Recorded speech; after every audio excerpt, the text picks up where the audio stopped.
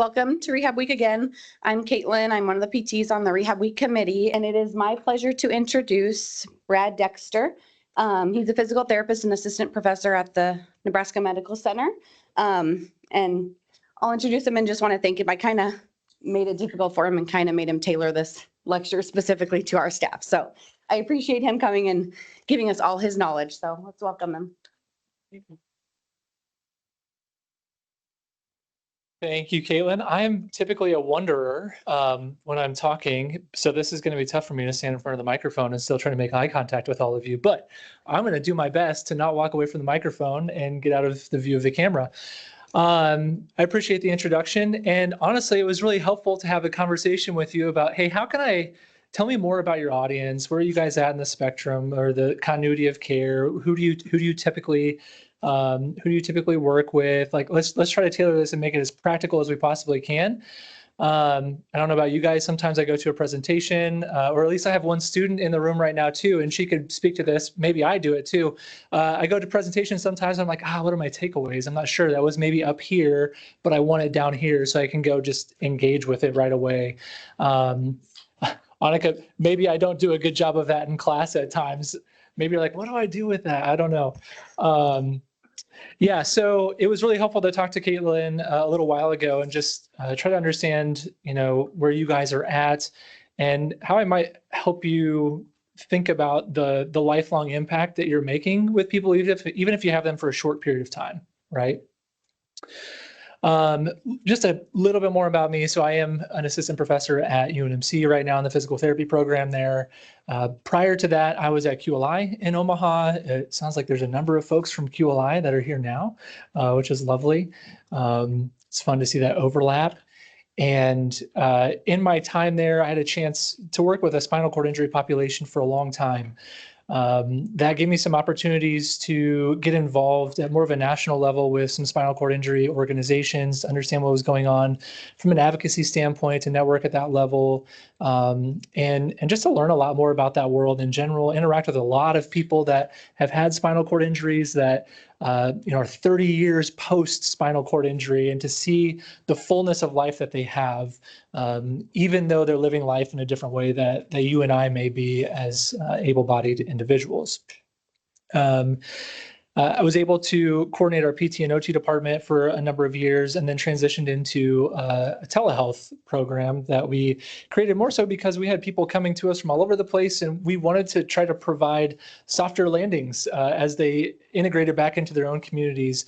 And just personally, I think that was helpful for me to see what it was like to live life further down the road even more, right? So instead of seeing people within that maybe 3 to 6 month window after having an injury, what's life looking like 2 to 3 years down the line? What kind of issues are popping up? What if issues have already popped up that you've had to solve? Just learning from them, right? So those things have been helpful. I hope when you guys walk out of the room today that you actually have some tangible things that you can walk away with, resources that you can walk away with, different ideas that you can maybe engage on with one another that help benefit your patients and your program here. So my understanding after talking to Caitlin, and you guys, we can make this interactive, right? You can talk to me and I'll try to re-communicate what you say. But when it comes to spinal cord injury, it sounds like maybe a lot of your patients are a little more non-traumatic spinal cord injury as opposed to traumatic spinal cord injury. Is that fair to say? Getting head nods, yes. So maybe cancer tumor removals, central cord injuries, spinal strokes, et cetera. Length of stay is relatively short. What's an average length of stay for a spinal cord injured person here? 2 to 3 weeks? 2 to 3 weeks, yeah. How about outpatient? You're getting them back for outpatient services? Long time, year, 2 years. Okay. So, but 2 to 3 weeks from a rehab standpoint before they're transitioning somewhere else. Okay. And I would venture to say, this is, from my experience with, getting some of those folks, not just from your facility, but others. Oftentimes I know some of the people that are working with them early on, and I know that they're getting educated well, but they do not remember a lot of the information that they're getting in those 2 to 3 weeks of early rehab, right? For a number of reasons, right? There's there's grief and there's loss that they're dealing with from a mental health perspective. There's medications that are probably reducing their ability to remember the information that they're being told. Whole host of issues that are going to impact what you're trying to do from an educational aspect to help them learn and grow as individuals now with a spinal cord injury. Not to mention just thinking about or accepting a spinal cord injury. We talk about acceptance as if it's a quick process. We all know it's not, right? That's a long process and it's cyclical in some ways. You might accept a part of what's going on, but it continues to rear its ugly head over time as well. Or you may just accept different parts of what that injury looks like over time. And in reality, if they're here for 2 or 3 weeks, there's a lot of recovery that can still happen beyond that time too. So just have to acknowledge a lot of those things that, you try to do as much as you possibly can up front, setting them up for success in the long run, whether that's them personally or it's helping to get them connected to the right rehab facility beyond your 4 walls, so to say, here. Okay, so this is kind of what I'm coming into this presentation with an understanding on. This is an image that I think has been helpful. It's been in the back of my mind for a long time now. And I originally came across this through working with homeless populations over a decade ago. And this is more of like a cycle of where, there's some kind of crisis that happens that would lead into homelessness. And then there's a period of relief, there's a period of rehabilitation, and then a period of development, right? And they put numbers on that. But this looks pretty similar to what we might deal with in regards to a spinal cord injury too, right? There's this crisis or an injury that happens. It leads to this initial short period of relief where maybe that's surgical relief that's happened. And there's that initial phase of healing, but then there's a long period of rehabilitation and development that takes place from there. And we know that the length of stay for rehabilitation is going to vary drastically based on the payer source, based on the level of injury, the needs of the patient, all of those things, right? I would venture to say, you guys probably see yourself in this relief zone and that early rehabilitation area from a rehab standpoint. And certainly on the outpatient basis, you're heavy rehabilitation and into that development zone. So not just focusing on skill acquisition for the individual, but starting to maybe enter into that well-roundedness in their life again, community reintegration, helping to reinstill social supports if they've lost some of those. It's finding the right DME, home accessibility, community accessibility, et cetera. All right. So I'm stealing this analogy from another speaker that I heard a number of years ago, but I want you guys to think of yourselves as table setters, right? So you may not see some of these individuals for a long time, but what are you doing to kind of metaphorically set the table for them to have success down the road? I use the word bad here. I maybe should have used the word basic. But what makes this a bad or basic table setting? It's dirty. That's fair. Yep. Dirty. There's no napkins. What else? There's no knife. There's no plate.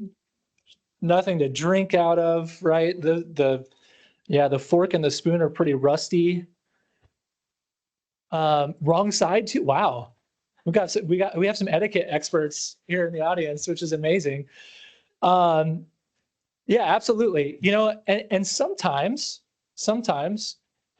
we might set the table in a way like this, right? We may not be giving the right kinds of tools. We may not be giving all of the tools necessary for that point in time. And so we have to acknowledge that, like, are we setting the table for this individual as best as we possibly can? Let me show you another thing that can happen. An elaborate table setting, right? This is maybe a little more up your alley. Is that right? Yeah. So, you know what? Sometimes we might go a little fire hose to the face and we want to say all of the things right away. We want to give all of the resources right away. I look at this picture, makes me a little overwhelmed. I'm like, where do I start? Which fork would you use first? Outside? Okay, wow, a lot of you know this. This is what I'm used to in my life. Paper plates, plastic utensils. Yeah, I mean, this can be a lot too. And so we have to strike a balance in the way that we're kind of metaphorically setting the table for our patients, regardless of where they're at in that continuity of care. And for you guys, certainly on the early end of that care spectrum. Okay.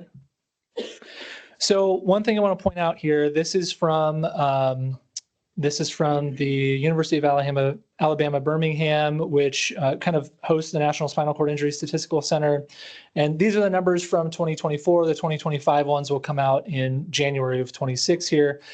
What I want to point out is, kind of in this section right here, these are life expectancies based on different levels of spinal cord injury for people that survive in those first 24 hours.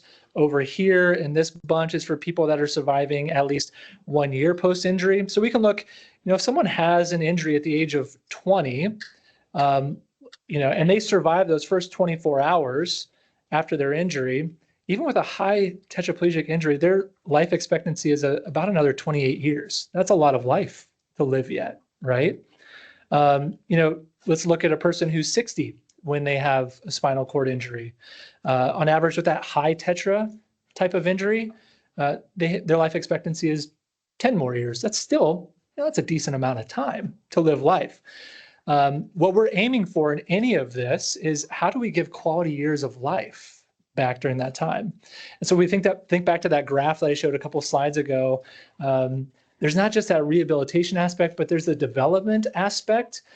We all know as therapists, a big part of our job is taking what we know and downloading it into the brains and the lives of the people that we're working with, right? That's one of the best things we can do.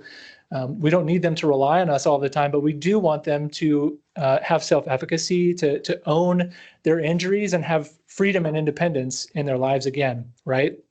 And this slide, I think, just highlights there's a lot of quality years to live after having a spinal cord injury. All right, believe it or not, that's just my introduction. Here are the learning objectives for today. So I want you guys at the end of this to be able to access and utilize high quality patient education resources, understand community-based programs that are out there, ultimately so that you can support the people that you serve, right? I also have maybe some more just advanced clinical strategies. Maybe you don't always get there in those first 2 to 3 weeks. Maybe you don't get there in the outpatient time that they have with you either. But if we think about planning it backwards a little bit more, where could this person get? How am I casting a vision for them? I want to at least provide you some resources, tips that you maybe don't always get to interact with, just to keep them on the front of your mind, okay? And then lastly, we'll try to integrate some long-term wellness concepts into early rehabilitation. I just have to acknowledge, this may feel a little bit like that elaborate table setting in some ways, and I want to make sure that we don't walk away feeling like we have to set the table in that way. But I do want you to know the resources that you have out there and be able to provide them at the right time in the right way for the individuals that you're serving. So I'm going to start with some educational materials. I'm going to put these up. How many of you are familiar with the SCI project? Okay. How about Spinalpedia? Okay, we got a couple. Facing Disability. I'm getting so excited right now because if you were all raising your hands, I'd be like, shoot. How about Model Systems Knowledge Translation Center? Okay. Roll with Cole and Charisma. We've got a few. Okay. How about United Spinal Nebraska chapter? Okay, these are more local resources. And anybody know Nancy Berg by chance? Okay, we've got a few hands going up in here. Nancy's Instagram. So Nancy's from Omaha. She's had a spinal cord injury. Has been living life as a wheelchair user for a long time, right? And since high school. She has an Instagram account called @accessible402. So if you're on Instagram, give her a follow and let her know I sent you her way. I don't get any kickbacks for that. But she does a really great job in the Omaha community, just raising awareness for individuals that are living life with disabilities, and even just recognizing, sometimes I look at her Instagram posts, I'm like, gosh, I wouldn't have thought about that. As an able-bodied person, I just wouldn't have thought about that. And she does a good job of pointing those things out, ultimately, so that we can learn from it, and we could even teach the people that we're serving on a regular basis. So since you guys all didn't raise your hands, I'm actually going to go through some of these resources because I want you guys to see them and be able to interact with them when you walk away from here. So this is probably one of my favorite websites when it comes to education for myself and for individuals with spinal cord injuries. So there's two kind of front-facing aspects of this website. One is the professional side. So since you guys are all the professionals in the room right here, I'm just going to point this part out. There are evidence modules for us to go through on any of these topics. They're excellent. There are a ton of research articles backing each one of these. The team that put this website together was working on this from 2006 on. It launched officially in 2018. And they've just done a really remarkable job here. So if you have more learning that you want to do on spinal cord injury, if you have patients that are at a learning level where they want to dive into material like this, the professional side of this website is a fantastic place to start. If you have family members that just want to go to a deeper level, right, this is the place to start with them. Outcome measures. If you guys are ever just wondering, gosh, what else should I be doing with an individual that has a spinal cord injury? This is packed with the outcome measures that we should be using and for the specific reason that we should be utilizing each one of those. So, I recognize on kind of the front end of the care and the rehabilitation process, not all of these may be relevant for you, but I would encourage you to go through and figure out what might be and what you might be able to integrate into your clinic on more of a regular basis. There are clinical practice guidelines in here. There are treatment algorithms in here, and there are videos that are all helpful. And one thing that I've found over the years, at least, and maybe this is more so with transition, helping people transition back into more rural settings, not just in the state of Nebraska, but other locations where they don't have the same access to expertise care. Their primary care provider might be that point of access that ends up managing a lot of their spinal cord injury needs, but they may not have all of the information that they need to. This primary care tab is a great place either for your primary care physicians within your own system, or if you need to give that information to your patients to provide to a primary care provider down the line, this would be a great place to help those PCPs educate themselves. On this little tab up here, this takes it to more of the patient-facing side of the website. With more stories and topics. So things are just written in a different way on this side of the website to educate individuals that have a spinal cord injury. So again, I really like this website from the professional side. I don't think the community side is quite as strong, but these next couple websites are a little bit stronger from the community-facing side of things. So Spinalpedia. I've actually used Spinalpedia for years with my patients, especially for the learning portals. So you can go into the learning portals here, and I would imagine, how much time in the day do your patients have to themselves outside of rehab? A lot, right? Not everyone is going to be ready to start diving into educational materials like this, right? They're hopeful early on. They're very hopeful. But if you need a place for them to start engaging with spinal cord injury materials, and maybe they want to do that in a video fashion, maybe you want to curate how they're diving into those materials, because there's a lot of information out there, and ChatGPT doesn't always tell you the right resources. It might make up resources for all we know. Spinalpedia is a great place to go for learning portals, just for individuals to start engaging with some of the materials. So one I would point out is just the newly injured section here. It's a great place for them to start with spinal cord injury 101 and going through some of these other topics. If you find yourself having conversations within some of your therapy sessions and you just don't have enough time to cover the entirety of that conversation, I would encourage you to go to this website and just identify what are some key areas or key modules I might want to send my patient to that they could look up outside of their time, bring back the next day, and we could actually engage in that conversation while we're working on a slide board transfer or ADL skills. You have a lot of talk time with your patients as you're working through the things that you're trying to teach them. And so a really, really great website. There are also a lot of images and videos on this website that are all categorized, via, I've learned a lot about adaptive devices and just learned from what other people with spinal cord injuries have done by watching some of these videos.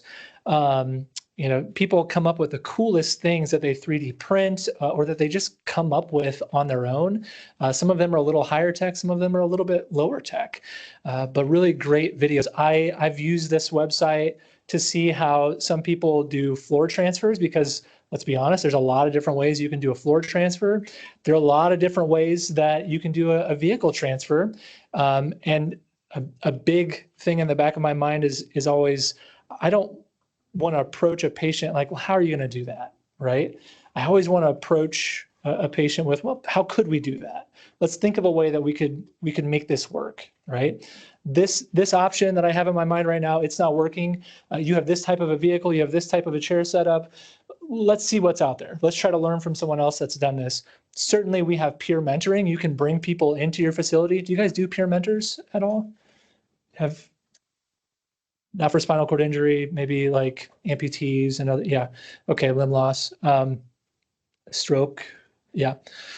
So it can be a little bit harder to get access to some of those people or to find the time for that at times. So how can we connect them into community that maybe is a little less intimidating, even if that community is a little more virtual at this point, right? It's a stepping stone for them as they move forward. Facing Disability is another fantastic website. I love this website primarily because it gives short video clips, but they've been doing interviews with individuals that are living with spinal cord injuries for a long time. And so they'll interview family members, they'll interview the individual on a topic like, hey, what were the first 24 hours after your spinal cord injury like? What were the things that you were processing through? And again, you guys probably all know it's maybe tough for families or patients to want to engage with a psychologist or a counselor right away. Right here, they may say, I don't need that right now. But again, this is maybe low-hanging fruit. How can you put something like this in front of them that helps them start engaging with people that have walked through a similar situation, and it's maybe a little less intimidating, right? So I love this website because of the Voices of Experience video series that they put on here. The Model Systems Knowledge Translation Center, they have topics for spinal cord injury, for TBI, and for burn injury on here. And again, this is one that I think is helpful for our patients. So, but it's equally helpful for us as the professionals that are working with the patients. And again, there are a number of resources listed by topic area on here. So Model Systems Knowledge Translation Center, another one that I would highly recommend. Outside of those images and videos that are on Spinalpedia, I've really enjoyed, this is Roll with Cole and Charisma. So Charisma was Cole's caregiver at one point in time, and then they ultimately ended up, I think they got married, and they've just kind of video blogged for a long time, from the time that she was a caregiver, time they started dating, and since they got married. So again, this is something, maybe you don't use this right away, but maybe it's something down the line, or it's just a resource that you guys put in a binder, or you put into a digital list of some kind. And I should ask that, when you discharge someone from acute rehab, what do they get in terms of education materials? Is that all in a patient portal at this point with links? Is it a binder of information? How does that work? They get a binder? Okay. Binders are helpful. What percentage of them actually look at the binder, do you think?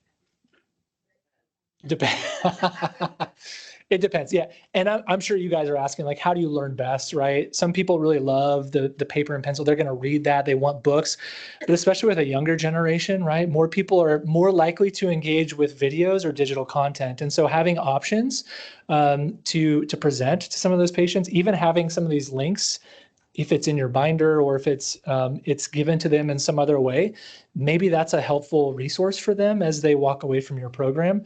And again, it's just thinking about how do we set that table for them in a way that's not the dirty spoon, the dirty fork, and the dirty mat, right? How do we get the right tools in front of them at the right time? And then I want to make you guys aware, just from a local standpoint, United Spinal, there's a Nebraska chapter that started up a few years ago. And at the very least, if you were interested in having a peer mentor come in, or if you want to connect, I would reach out to United Spinal to see if you can find someone that would be willing to do that. Nancy Berg, again, is the president of this chapter, and there are a number of other folks that are working within the chapter to try to get it going in the Nebraska community right now as well. So if you're ever looking for someone to partner with in terms of peer mentoring, or if you want to just connect your patients to this chapter, whether that's early on in that rehabilitation process or a little bit later on in the rehab process, this would be a good place to start. Okay. We're going to move on to skill acquisition next. And I'm going to have you guys pull out your phones. I heard an ooh. That was an exciting ooh, I think, too. So scan the QR code here, and you're just going to answer the question from the QR code. What kinds of skills are you developing in your patients with spinal cord injuries? So we're talking about skill acquisition. I just want to see the list start to burst up there. And watch this come in real time. If I did everything right on my end, we'll watch this come in real time. Can you guys confirm that it's active? It's trying.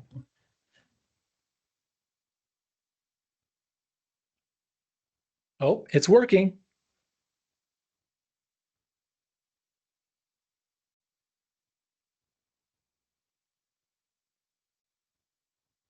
When we're talking about transfers, can you guys be a little more specific with me? You don't have to type it in. You can just say it out loud and I'll repeat it.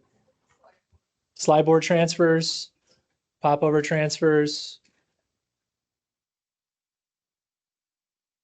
You guys have more paras, more tetras? What would you, if you could just break that down, what's that like?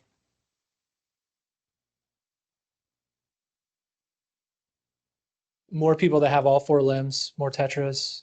Okay. Yep.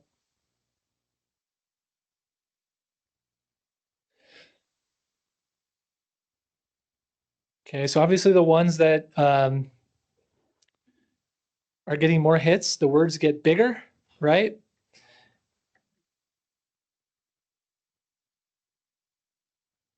So one thing I just want to point out, that's what I like about this real time, that's a lot of stuff to teach in 2 to 3 weeks, right? No wonder our patients feel pretty overwhelmed with everything that they're trying to learn. We know that it's not the end of the road. We know that there's more rehab that they're going to get, but there are a lot of skills that we're trying to pass on to our patients to help them gain some amount of independence.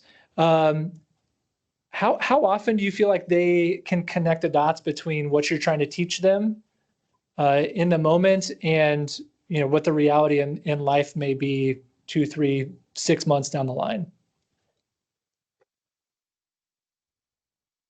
Do you ever hear like, I'm not going to need this? I'll be better 3 months from now? Okay. Yep. So, I mean, oftentimes we always talk about salience, right? Trying to keep things important, connected to the person's why. And, a lot of these skills, maybe people don't find them salient. They don't find them as important as early on in that recovery process. So it can be an uphill battle, right? We know the skills that we've got to teach you, but we also understand that you may not realize there may be a disconnect in how much you're going to need some of those skills right now. So yeah, you guys are hitting. Wow, that's overwhelming me too. Right, this is the elaborate table setting in a lot of ways. There's a lot of really good stuff that we have to teach, or we at least have to start integrating into their knowledge base, right? And this is, just stepping aside as a PT, like there's kind of like an emotional health standpoint that we have to hit as PTs, OTs, speechies, so on, right? Hello, screensaver. Because we want our patients to do well, right? We want them to connect the dots. We want them to grasp everything that we're trying to teach them. But we always don't have the amount of time that we need. The skill acquisition doesn't come as quickly as we want it to come. And so sometimes we have to trust the process, right? We have to trust that they're going to get the level of care that they need at that next place. And the next place after that, or that maybe we'll have a chance to regroup with them again in an outpatient setting down the line, and we actually might get to cover some of the things that we've been casting vision for, right? Good. Thank you guys for doing that, for appeasing me. All right. So a few other areas that maybe we're thinking about in terms of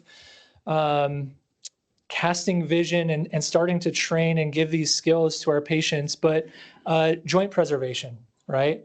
So we have people that if they're going to move themselves and they're going to have some amount of freedom and independence, it may come primarily through their arms, right? Wrists, elbows, shoulders, and the longer they're moving themselves using their arms, the more injury they're going to be susceptible to in each of those joints. And so let's think about, I would love if you guys could kind of tell me this too. What are you thinking about in terms of joint preservation as you're starting to teach ADLs, as you're starting to teach wheelchair mobility, as you're starting to teach slide board or pop over transfers? What comes to mind?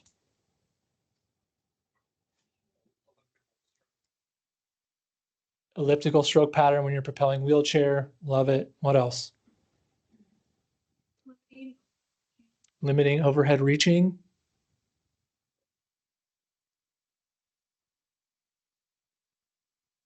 Anthropomorphics, right? So body weight, what they can actually do, when you need to pull in some compensatory devices. Good.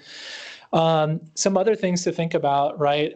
Especially if we're considering, okay, maybe this is a patient that down the line, they'll be in a manual wheelchair, and maybe they can break down that manual wheelchair. They can do vehicle transfers into a car, into a truck, whatever that might be.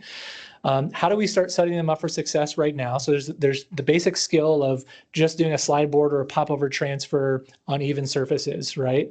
But we know that vehicles aren't going to be even surfaces, and we know that you know what, there's going to be a lot of load on the shoulder to pick up a manual wheelchair at some point, either tug that across the body or pull it into a back seat, depending on the type of vehicle that a person has. So can we start having conversations about the frequency of transfers and starting to become more efficient, right? Even in a sense of, if you're doing a slide board transfer, does it take you 5 or 6 scoots to do that slide board transfer right now? We often think about the level of assistance that we're giving, obviously, but once they can do that transfer, how many scoots does it take for them to get across, whether that's pop over or slide board? Can we decrease the number of scoots that it takes? Again, we're starting to just introduce some language that is around that frequency aspect. So if you're not pushing through your arms as often, you just get more efficient with that movement. That's good. If you have a person in outpatient that is doing some vehicle transfers and they're getting to you in that way, are we starting to think about, in the same way that we might have learned in PT or OT school, like, hey, think about your evaluation and how efficient you are. Don't have a person lie down and then sit back up and lie down again and sit back up again. Help your patient start to think about how can you be efficient with your transfers during the day? Are you doing more than you need to, right? And some of that comes into continence, because if they're incontinent frequently and need to do a clothing change of some kind, they might have to do more frequent transfers in that way. Maybe they're not as efficient with their vehicle transfers, or they're just not planning out their day as well as they possibly could too, right? All of those factors go in to help them become more efficient, to decrease the frequency of those transfers, which ultimately helps with joint preservation over time. Certainly, we know downhill is easier than uphill. So if you can avoid uphill transfers, that's going to be easier on some of the joints. We all probably know about head hips ratio, right? And making sure that the head's going in the opposite direction of the hips. But how about just trying to keep your arms as close to your body as you can, right? When it comes to transferring, there's usually a lead arm and there's a trail arm, but how well can we keep those arms closer to the body while still generating the force that we need to move the body, right? How about, are we using flat palm? Are we using closed fists in more of a neutral wrist position? One of the recommendations for joint preservation from the PVA is, as much as you can, especially if you have fine motor control, try to grip the surfaces that you're transferring to or from, if possible, instead of having a flat palm, right? So it's going to decrease the load across the wrist when you do that, right? When we straighten out the fingers, more tension through some of those tendons, just puts more force over the wrist. Close up those fists a little bit more, grasp the surfaces that you're transferring to or from. It's going to reduce the load. I love the propulsion, more of an elliptical propulsion. How often do you see when you're starting to do some wheelchair training, wheelchair mobility training, those short, quick little pushes on the tops of the hand rims, right? From the get-go, hey, let me show you a better way. This is I love that you're moving yourself, but let's work on more of that elliptical motion where you're actually pushing through the hand rim, dropping those hands, catching, and coming again. And again, those aren't easy skills to always pick up on, but if you can set the table well from the beginning, that's going to be picked up in the next spot, right? We already brought up body weight, so that's something we'll hit on in a little bit in terms of lifestyle medicine and just thinking through how do we help the person be as well-rounded as possible. But then equipment, getting the right types of equipment. How much do you, like, wheelchair prescription do you guys get to do in 2 or 3 weeks? Do you do a lot of that or not quite as much? You do quite a bit, yeah? More power wheelchairs, more manual wheelchairs? Both? More manual than power? Okay. Okay. What are some considerations you typically have in terms of manual wheelchairs if we think about joint preservation and ease of movement in that wheelchair?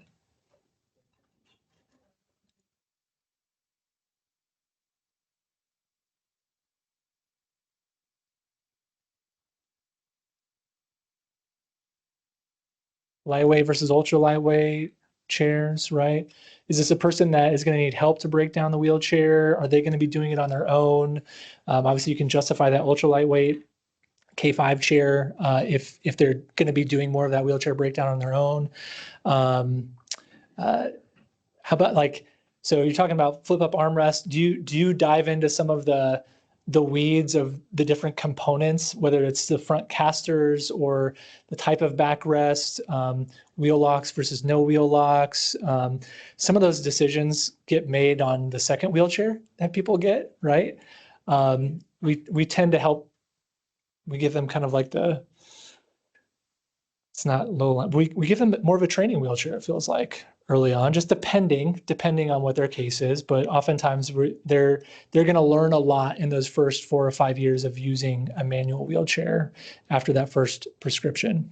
You're making a lot of choices on cushions, backrests. How about, you're probably working with ATPs when you do this too, right? Are you guys making decisions or more communicating with ATPs on the amount of camber in the wheels or where that back axle is in the future? You work pretty closely with an ATP to make some of those decisions. You know the patient pretty well. You're kind of bridging the gap between patient and ATP to help get the right type of chair in front of them so that they can use that, right? It's good. So I want to just go through, because how often are you guys working on floor transfers? A few of these are like table setting ideas, right? Where could you get? What could you do down the road, right? You're going to have those conversations about what does life look like? What roles do you have in your life? Are you a parent? Are you a grandparent? Like, what would you, if you fell, how would you get back up? Those are conversations that you might start having, but you may not be able to practice right away. So you can at least help them start thinking through some of that. I want to give you guys just a few examples of how how and what people are able to do, because you may be aware of some of these and maybe you're not as aware of some of them too. I've had the luxury of at least working with people a little further down the line, right? So they don't have those same precautions anymore, and maybe they're ready to do some of the floor transfer work because that's the type of lifestyle that they want to live. You may not always get that early on. Well, probably won't get that a lot early on in the rehab process, maybe more in the outpatient setting. So I don't know if the sound's going to come through on this or not. We'll see. This is how I get on and off the floor. No, but she's basically talking about what she isn't able to do from a floor transfer and what she is able to do. So she shows us how she gets down. Getting down is quick and easy, but she shows one method of kind of tucking the knees and trying to boost the hips up using one arm. She's like, I don't really like that. She tries kind of the backward approach, and there are even like stair steps that you can use to do that. She doesn't like the backward approach. She says, this is what always works for me. If I face the wheelchair and I kind of boost myself up and then rotate my hips to get around. We don't like that, right? We might start looking at that like, oh man, that's messy, but it works. It works really well. Right? Now, are there things that we could refine with that? Absolutely. Once you get up there, hey, let's try not to rub your skin over the edge of the wheel. Let's think about the components. Maybe before you do that, could you put a pillow or a rug or something, if it's feasible, over the wheel? So let's look at where are they having success and how can we make it a little bit better? That's great. There are some things that I would change though. There are certainly things I would change. Okay. Let's look at this guy, because this is real. This happens too. He's going to tell us, hey, if I'm out and about and I'm pretty active, if I was to fall back, here's what I would do to get back up if I fell backwards in my wheelchair. Because some people are wearing, if I fall back like this, waist straps, I'll just be right? laying on the ground, and I have to lock my brakes and then sit up and then just push up, grab onto the frame of my wheelchair, and then push myself all the way back up like that. Okay, you just want to clap for him when he does that, right? My feet. I could do that like 10 years ago. I can't do it anymore. And when we think about joint preservation, certainly we're putting a lot of stress on shoulders and wrists to do something like that, right? But what he's demonstrating is, hey, if that happens to me in the community and I'm on my own, I could get back up if I wanted to. Oftentimes, especially with our spinal cord injury units in school, we're teaching the amount of range of motion that you need in the hamstrings, at the shoulders, at the hips. And you could see, if you need someone to be in long sitting and kind of prop sitting like that, you have to have extra motion in the shoulders to be able to do that. You could see even here, that's applied trying to get up from the ground. He's getting that arm and shoulder and a lot of extension to kind of push himself back up into that upright position in his wheelchair. And so again, what's possible? What can you do in a manual wheelchair? Okay, the next couple ones are vehicle related transfers. And again, all of these are from that Spinalpedia website. So this is just two people that drive vans. Each of them have a different way of getting into their van. So just to give you some different ideas of how this might work, this is a person that, I'll try not to talk over them since the sound is a little better. Pull myself in like that. I will take the brakes off of my chair and reach my arm around the side of the door, pull the casters onto the side, and just hoist it in, and then press the button, and we're good to go. So I use an adapted wheelchair van to drive. So I actually have this ramp that comes down, and I do grab. So once I'm in my van, I do have to lock the wheel, and I use a seat that turns around so that I can get into the driver's seat. And I use hooks on the ground of my van so that I can keep my chair in place. Use the hook to go around my foot plate. And there we go. And then I turn myself fully around, bring my legs up, and I'm in the driving spot. So neither of those chairs had wheelie bars on them. You had a guy going up a ramp. So they're I know we look at that and we're like, ooh, that's kind of scary, right? But in reality, like I would rather be in a position where, hey, I know you're going to go try that and you're going to do it. Let me do it with you so we can actually process through how we can make this more safe and how you don't fail. Let's make sure you're successful as you're doing this and you're not flipping over backwards and causing more damage, right? And so what kind of skills do you need in a wheelchair if you're going to go up a ramp like that? You've got to make sure that you're leaning forward adequately in the wheelchair. You've also got to maybe think through the wheelchair design a little bit more. Where is that rear axle at? Maybe we want to offset it slightly posteriorly just to give you a little bit more stability if you're going to be going up and down that ramp that often, right? And then I love this one too, because we don't always think that people are able to do some of this stuff. This is an individual with tetraplegia.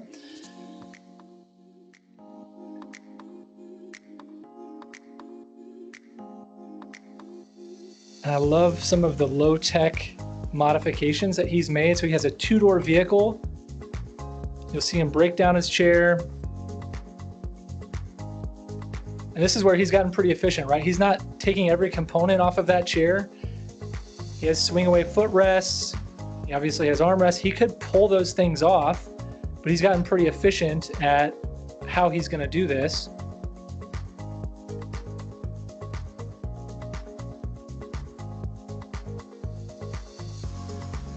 This next step, I think, is just brilliant. All right, so he gives himself the trunk stability that he needs.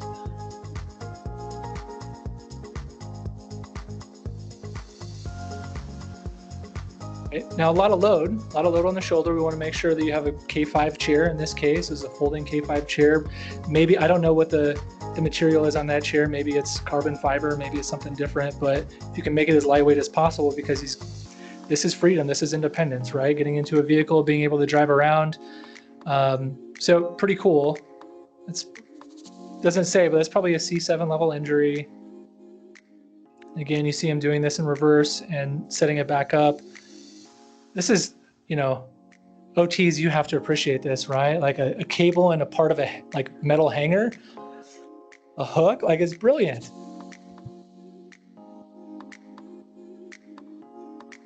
Looks like he has some pretty solid knots tied on there too. But this is, again, this is just cool, right? So sometimes we might look at our patients like, oh, I'm not sure how you're going to get that done. Well, here's an example of someone that maybe you wouldn't think that, but got it done, right? Got it done. All right. Are you guys familiar with the wheelchair skills test at all? Do you use that with any of your folks? I'm looking over. It sounds like you guys are doing a lot of the wheelchair stuff. Yes? Okay. Yeah. I've really, I think they've done a good job with the wheelchair skills test, especially if you need objective language around some of that, right? It builds up skill by skill, what you would need to do either with a manual wheelchair or with a power wheelchair. The wheelchair user's shoulder pain index, another subjective measure that you can use with the individual just to understand why you might need to justify some different components or a different type of wheelchair for those individuals. We talked through some of the components and materials, casters, camber. Sounds like we have some familiarity there. Just drive wheels. I think at a basic level, at least, we kind of understand that where the drive wheels are at on a power wheelchair is going to change how that power wheelchair operates. It's going to change the turning radius on that power wheelchair. There's a number of first-time power wheelchair users that probably do a better job in a mid-wheel drive power wheelchair just because it has a tight turn radius. It's going to work well in a lot of environments, and it's just a little bit more intuitive to drive as well.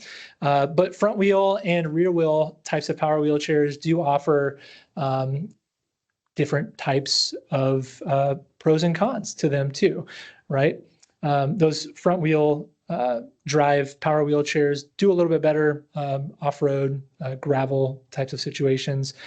And then there's always a lot of different variability in tilt, recline, and now there's also, seat elevation that you can have on on many of these power wheelchairs too, if you can justify that. And we were talking earlier about maybe some add-ons that you guys have had experience with. So the Smart Drive is like the dust buster that you can put on the back of a manual wheelchair. So if we're thinking, yeah, Smart Drive. Dust buster though, you might have something from a marketing perspective there. I don't think so. So if we're thinking about joint preservation, if we're thinking about being able to even just make a manual wheelchair a little bit more accessible, allow some more freedom, independence, not just on paved, flat, smooth, even surfaces, which how many of those exist out in the community, right? No, you're going to run into bumps and cracks and slopes and yeah, all of it. So the wheelchairs themselves, if we think about the front casters, the larger those front casters, the better it might do over like grass or a softer surface. But people that are pretty active in a manual wheelchair, they like to get those front casters a little bit smaller because it lightens up the load and they have a little bit more freedom of movement in their manual wheelchair too. There are devices like the Freewheel. So this Freewheel is an add-on that you can clamp on to the foot plate of a manual wheelchair. They also have an adapter device that if they have flip out foot plates, it will adapt a manual wheelchair like that so they can use the Freewheel. Once you pop it on, it lifts the front casters up off the ground. So now you're effectively on 3 wheels and it allows a person to go over uneven surfaces, uneven terrain. So if you have someone that needs to get out to a soccer field and they need to go through grass on a regular basis, or maybe they just like getting out with their dog or something like that, and they have some crushed limestone trails, or maybe they live in the country and they just want to go get the mail at the end of their driveway where they have a gravel driveway. That might be a good option for them to look into. There are other add-ons like the Smart Drive, which is a power add-on. E-motion wheels have been around for a long time, right? Those are programmable wheels that you physically put into the axle of the manual wheelchair. But there are other devices like the Firefly. Have you guys seen the Firefly device at all? So the Firefly device also goes onto the front of the chair and it turns the chair into a 3-wheeled scooter. All right. So they look like they're on a little 3-wheeler. Again, it's great for joint preservation, especially if someone is going to be active out in the community. Is Medicare or Medicaid going to cover something like that? No. But there are grant funding opportunities available to get access to things like that. One other website I didn't give to you guys, if you want to write it down, it's called livingspinal.com or .org.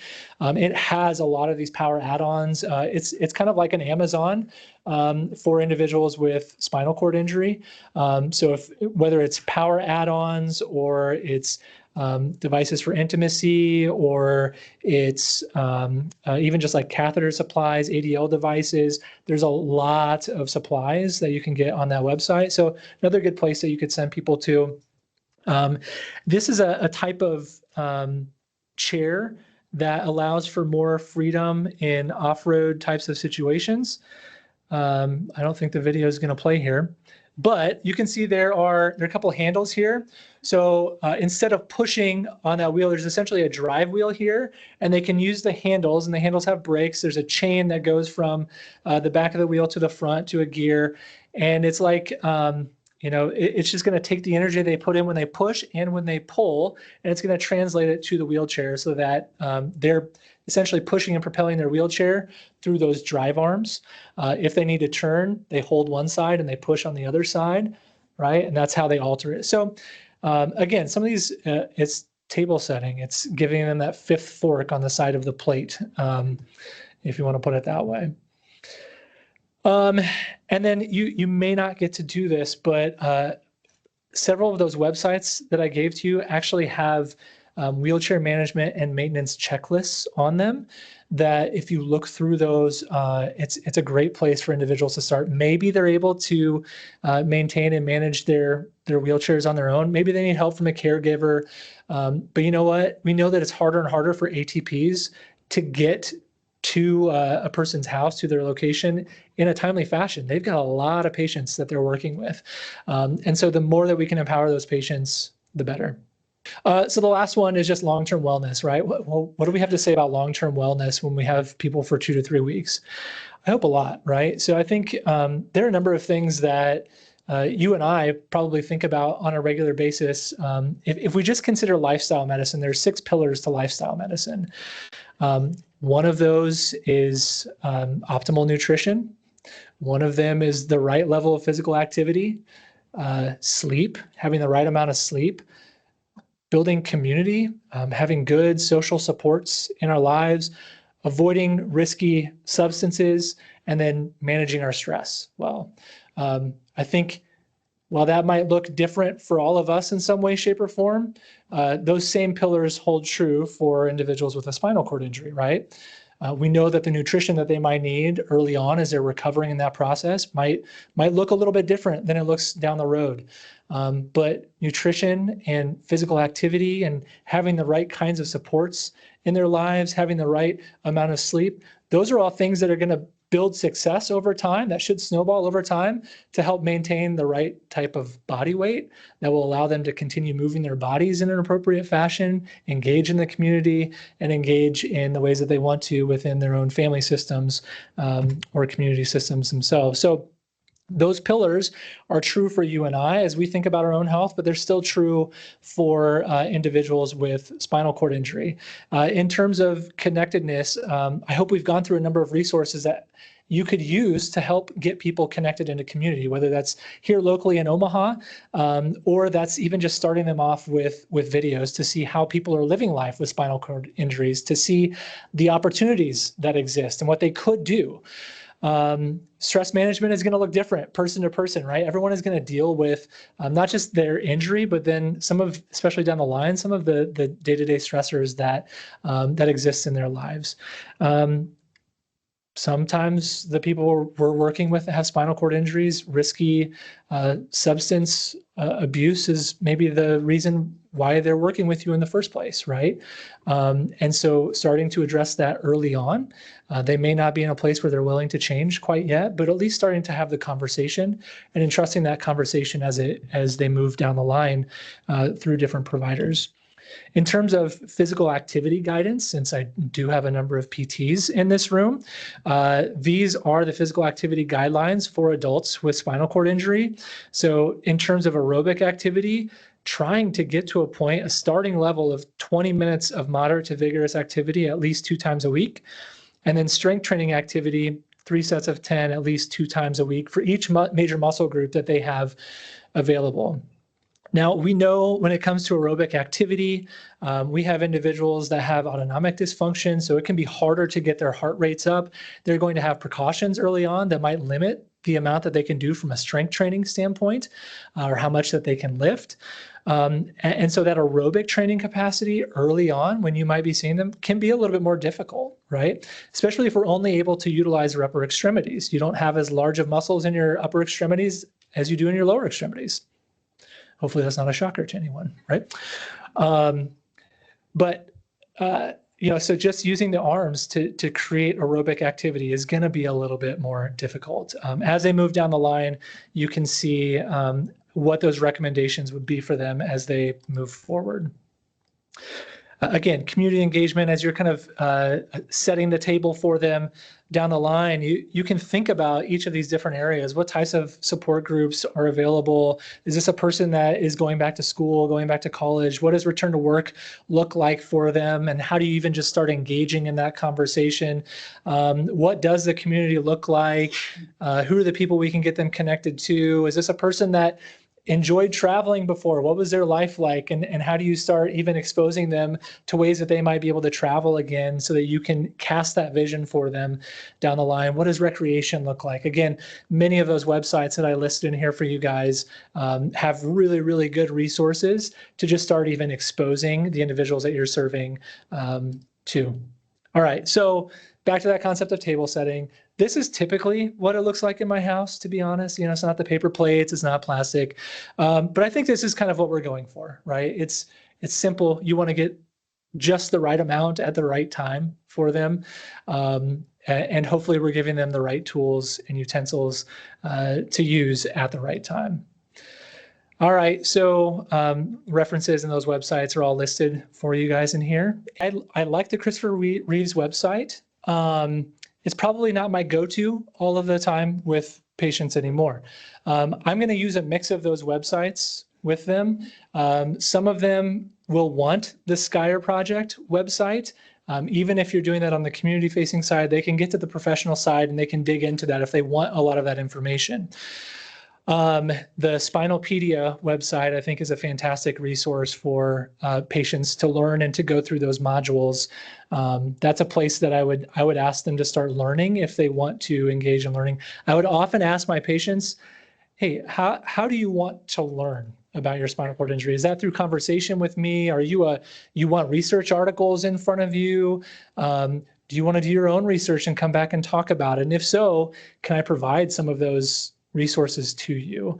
Do you like to read? Do you like to watch? Right? Those types of things. And so I think you can reasonably probably curate a list that says, if you like to read, go here. If you like to watch, go here. Watching is available on Spinalpedia. Reading is also available in those modules for patients on Spinalpedia. So resources, there is grant funding, and there are grants listed on the Christopher Reeves website if you want to go there. There are grants that are listed on the SCI website. There's more of like a recreational fund website that's one that I can't think of that I'll email to you. The Craig H. Nielsen Foundation website has some patient-facing funds that are available there as well. And I'll think on that more and get you resources. Yeah. What else?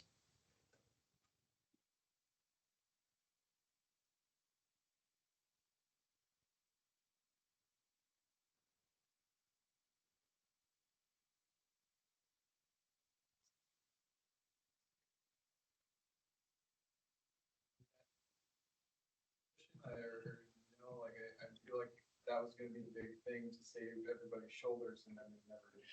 My interpretation of what happened is that the power add-ons became more and more accessible. So at that time, where you had the pulling feature to drive that chair forward, it wasn't as intuitive for users and they didn't like it. I've tried that at a number of conferences and talked to the vendors about that specific wheel.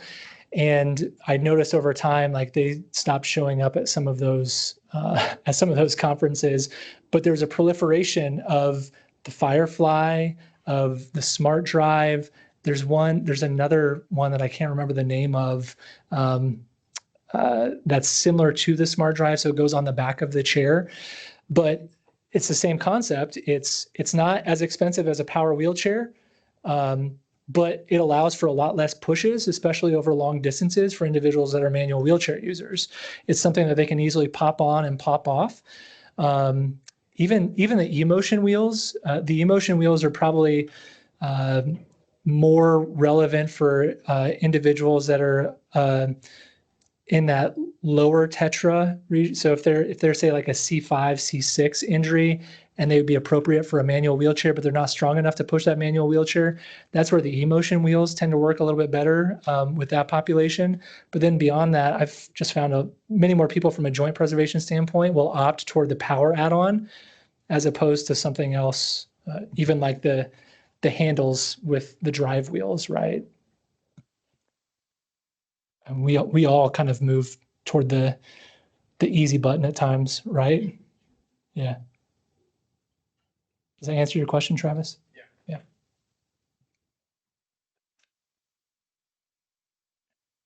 Anything else? Thank you, guys. Hopefully this is helpful.